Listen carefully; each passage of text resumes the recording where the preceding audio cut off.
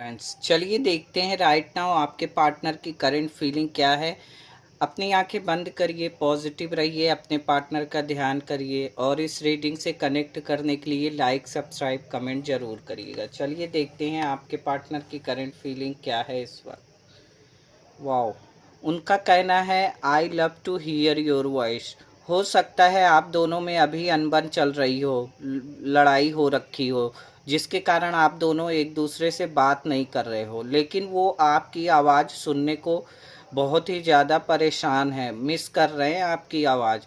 वो कह रहे हैं कि वो आपकी आवाज़ सुनना बहुत ही ज़्यादा पसंद करते हैं और आपकी आवाज़ सुनकर ही उनका दिन बनता है। देखिए और क्या कहना है उनका। उनका कहना है मेड फॉर ईच अदर। आप दोनों एक दूसरे के लिए बने हो। बहुत ही ज़्यादा गहरा और सच्चा प्यार है आपके लिए। Thank you so much guys.